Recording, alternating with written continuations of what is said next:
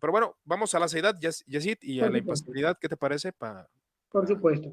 Por favor, danos tus Intentaré, conclusiones. intentaré resumir los comentarios sobre estos dos últimos atributos para no hacernos tan extensa la conversación. Bien, Perfecto. la seidad divina significa que Dios existe hace y todas las demás cosas existen ab alio. Es decir, Dios existe en sí mismo, las cosas existen dependientes de Dios o Así. dependientes de algo. Esa es la definición básica, es decir, Dios es necesario, Dios es autosuficiente, Dios es autoexistente. Algunos filósofos han distinguido entre la autosuficiencia y la aseidad, pero normalmente estos se suelen entender como dos caras de la misma moneda, como correlatos lógicos interdependientes. Entonces, esa es la definición básica. La seidad significa que Dios es autoexistente. Eso quiere decir que, bueno, Dios existe independientemente de cualquier otra cosa. Si Dios no hubiera creado, Dios seguiría existiendo y seguiría siendo Dios. Y creo que esta es razón suficiente para darle toda la gloria y el honor. Hoy he estado bastante inclinado al aspecto pastoral, ¿no? Pero bueno. Entonces, No, está eh, bien, está bien. Y vas a ver que cuando pase el tiempo de lo intelectual vas a pasar a lo pastoral. De mí te acuerdas, de mí te acuerdas. Es una ojalá. profecía, ¿eh? Es una Perfecto. profecía. Bueno, te veo continuista, tío. Y bueno, Eh, dale. Como Bueno, la noción de aceidad divina se amplió mucho en la filosofía medieval, especialmente con los filósofos judíos, musulmanes y también cristianos. Por ejemplo, tenemos al famosísimo filósofo musulmán Al-Farabi, que trató y articuló una noción bastante eh, fuerte de la aceidad divina, por supuesto aplicada al Dios del Islam, pero que comparte concepciones con el Dios cristiano y el Dios judío. Cabe Otro, mencionar que Tomás de Aquino fue influenciado por Maimónides y, Ujú, bueno, teólogos musulmanes, también acerca sí, de la Aristóteles, para que por lo tomen en supuesto. cuenta los nuevos, ¿no? Porque yo veo que aquí hay gente que está comentando que sí son de los que ya manejan el tema. Ah, Pero, creo que sé quiénes son, eso, bueno, yo pero pienso que son amigos tuyos o son, o son enemigos, una de dos. ojalá no tengan enemigos en ningún lado del mundo, pero prefiero pensar en ellos en términos de amigos no realizados Sí, aún, pero bueno, porque hay un comentario de hereje, quiero suponer que es de broma, pero puede que sea verdad. tal vez, quién sabe. Bueno, Ok. otro teólogo y filósofo como Kate Jandel, disculpa el ruido de fondo si se escuchó, como No, no, Kate Jandel, define la aceidad como la propiedad de existir sin ser causado por nada más. Otra forma de entender esto, que normalmente se inclina a Juan Calvino, es señalar una distinción entre la esencia divina y la persona divina.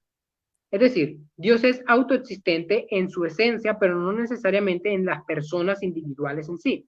Juan Calvino mismo dice, por eso decimos la deidad en un sentido absoluto que existe de sí misma, de donde asimismo confesamos que el Hijo, dado que Él es Dios, existe de sí mismo, pero no con respecto a su persona, ya que Él es el Hijo. Decimos que existe del Padre. Así su esencia no tiene principio, mientras que el comienzo de su persona es Dios mismo. Por si acaso esto fue muy raro, lo que Calvino está explicando aquí es la doctrina de las procesiones, de la generación eterna del Hijo. Explica que el Hijo es autoexistente y autosuficiente en su esencia, pero no respecto a su persona, es decir, no respecto a sí como Hijo, porque, bueno, el Hijo viene del Padre, es engendrado eternamente por el Es Padre. un debate que también se deja al misterio, ¿no? Que por lo que me gusta de la filosofía oriental, no se meten tantos rollos en la teología oriental, Bueno, pero, sí, yo pero tengo... sí, sí, o sea, que procede del Padre, engendrado eternamente con él. Fue Ujú. engendrado, pero ¿cuándo? ¿En qué momento? Eternamente con el Padre. Entonces, por el Padre, ¿no? Entonces es un misterio, o sea, yo lo dejo en misterio. Si ya es lo que yo estoy en desacuerdo, y te lo comento yo, sí. Yo hace Por mucho hice un supuesto. audio hablando de los desacuerdos que tengo, que obviamente no manejo el tema de manera amplia y pues obviamente estoy en el punto de aprendizaje, nunca se deja de aprender. Eh, pero ese punto de querer comprender los misterios, ¿no? ¿No Ujú. crees que, bueno, es una pregunta así que sí me gustaría, tú que estás relacionado con eso, ¿no crees que se está procurando entender el misterio o tratando de definir los misterios como la Trinidad y otras cosas en el campo de la racionalidad? Creo que ese es un peligro que debemos evitar. Y sí, puede que muchos hayan caído en él. Y creo que muchos filósofos contemporáneos han caído en él. Cuando yo mismo intento estudiar en esto, amigo, intento respetar el misterio divino. Es decir, intento respetar los límites de mi capacidad. Yo soy un ser humano completamente débil en cualquier sentido posible. Soy Finito, intelectualmente débil. Cualquier exacto. cosa que entienda debe ser por iluminación divina, no en el sentido de que Dios me ilumine especialmente a mí, en el sentido de que Dios me permita conocer un poco más de su gracia, por su gracia. Dicho esto, como te afirmé antes, mi lema a la hora de estudiar es: el misterio no funciona bajo pena de incoherencia. Yo tengo muchos misterios relacionados a la teología, pero lo que no puedo permitir es que el misterio esconda o secunde la incoherencia. Si hay una doctrina que es incoherente, entonces no es misteriosa, es incoherente. Eso no hay Es que jugar con el incorrecto. término. Y no te quiero Exacto. preguntar de qué, porque ya sé más o menos de qué postulaciones teológicas piensas que son incoherentes, pero no te voy a decir Bueno, para no crear aquí polémica. claro, por supuesto. Eh, Entonces, esa sería mi forma de verlo bien, pero sí quiero respetar el misterio de Dios, quiero respetar el misterio de la Trinidad, yo quiero considero respetar el misterio de la vida de Dios. es sumamente importante que respetemos el misterio. Digo, es lo que muchos orientales, teólogos orientales, de hecho hace mucho platicaba con un sacerdote, maestrazo, realmente es un hombre con mucho intelecto, graduado de una universidad aquí en Guadalajara, y él me estaba platicando que él prefería mejor la teología oriental que la occidental, y créanme que es un hombre conocedor del tomismo, conocedor de las filosofías de Occidente, y la teología oriental, pues tiene eso, ¿no? Y claro, y aún los reformadores y muchos occidentales han guardado el misterio, aunque de ahí donde entra todas estas polémicas de la predestinación, que a fin de cuentas, a pesar de que aquí no da el angélico doctor, me gusta el término angélico, el angélico doctor, cómo trata todo esto con el aristotelismo, las primeras causas, las segundas causas, todo esto, a fin de cuentas, llega a esas conclusiones. Todo esto es teología especulativa. Entonces, no se llega al punto de que la razón tiene sus límites, ¿no? Así como lo Por mencionaba Yesid. supuesto. Pero Mi bueno, problema con ese enfoque oriental, bueno, no quiero entrar a discutirlo bien, solamente doy mi opinión no también. tienes problemas con todo. Eso me dicen tanto, pero bueno, el problema con este pensamiento oriental es que creo que implica un agnosticismo radical sobre Dios. Y no creo que eso sea infundado. Como expliqué anteriormente, la teología palamita distingue entre la esencia divina y la energía divina. Y dice que nosotros Perdón, tenemos, se me ocurrió una pregunta, discúlpame que te interrumpa igual. ¿Qué piensas de la teología negativa? creo que debemos afirmarla muchas veces, pero que no siempre es una herramienta útil. Creo que debemos afirmar cosas positivas de Dios, es decir, Dios me ama, eso es algo positivo y creo que debemos afirmarlo. Claro. Entonces, esa sería mi opinión. Ok. Pero por supuesto también diría que Dios es inmutable en un sentido correcto, es decir, Dios no falta a su pacto, Dios no miente, Dios no peca, y eso sería un poco de teología negativa. Dios es inmutable.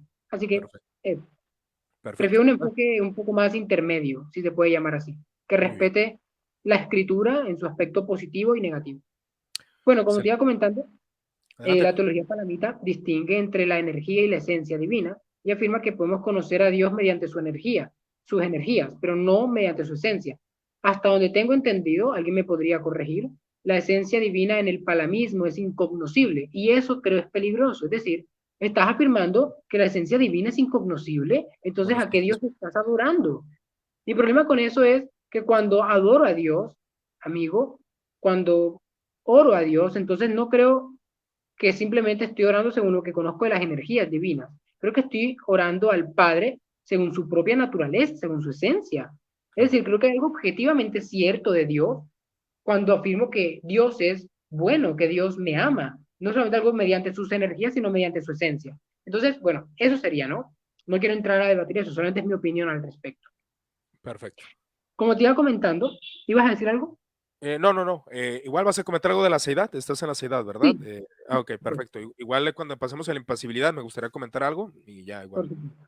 Vale, Ok, ya estoy adelante. terminando la aceidad para simplemente finalizar diciendo que todos los cristianos creemos en la aceidad. Aquí no creo tener objeciones a la visión clásica sobre la aceidad divina, Bueno, los pero siguientes entenderán que Yesid explicó que tiene objeciones con la simplicidad, objeciones con la inmutabilidad y la la eternidad. temporalidad, Tiene sus atemporalidad. objeciones. Igual vuelvo a escuchar el video para que comprenda las postulaciones de Yesid. Bueno, adelante. ¿Ibas a comentar algo de la seidad o de la Es, impasibilidad? es importante sobre la aceidad entender que todos afirmamos que Dios es autoexistente, pero no quiere decir que todos afirmemos que Dios debe ser autoexistente en absolutamente todas sus propiedades. Por ejemplo, recordemos la discusión de la simplicidad divina. Decía que Dios no puede depender de sus partes. Creo que eso es cierto, pero cuando lo piensas detenidamente, hay problemas sobre lo que significa depender en este sentido, en este debate. Es decir, ¿cuál es el sentido de dependencia? ¿Es un sentido lógico o causal? Para amenazar la aceidad divina, creo que debe ser causal, no lógico. Porque entonces, si habla el teísta clásico en términos lógicos, implicaría que Dios no puede tener explicaciones internas, pero eso implica que la doctrina de las procesiones, por ejemplo, es falsa, porque es lógicamente inadecuado hablar en términos de que el Hijo procede del Padre. Así que, bueno, eso es una mala forma de entenderlo según yo lo entiendo. Mi forma de entender la seidad es simplemente afirmar que Dios es autoexistente en su naturaleza y en su esencia, en su naturaleza esencial. Pero creo, como dije antes, que Dios tiene potencialidades y que eso es, por supuesto, dependiente de la creación. Igualmente, creo que Dios tiene conocimiento contingente y al ser contingente depende de la creación. Por ejemplo, Dios sabe que una hora después de terminar de charlar contigo me comeré una pizza. Y al comer una pizza, eso es un acto contingente. Como es contingente, Dios puede no conocerlo si yo no comiera pizza.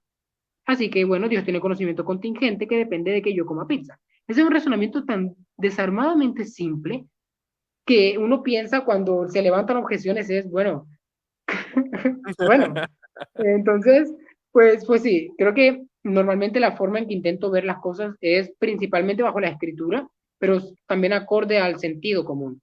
Entendiendo el sentido común en el sentido de la epistemología reidiana, ¿no? No en el sentido Sí, porque de popularidad. una definición de la seidad es: los seres contingentes han comenzado a existir, mientras el necesario es incausado, o Por el que supuesto. mientras el que es necesario es incausado, ha existido siempre, o sea, el incausado ha existido siempre, Sí, ¿verdad? mi Así que definición concreta para la ciudad es esta. Primero, Dios no depende de nada distinto de sí mismo para su existencia. Y segundo, todo lo distinto a Dios depende de la actividad creadora de Dios para su existencia. Esa es la definición que tengo de aceitar. Una conjunción de dos reclamos. perfecto. Pero hay una amenaza para la aceidad divina, pero esta amenaza no viene necesariamente de los cristianos, aunque en algunos casos sí pasa, sino de la asamblea secular, y es la amenaza del platonismo. Es un debate tan amplio que no puedo explicarlo ahora, déjame resumirlo un poco. El platonismo afirma que existen los llamados objetos abstractos.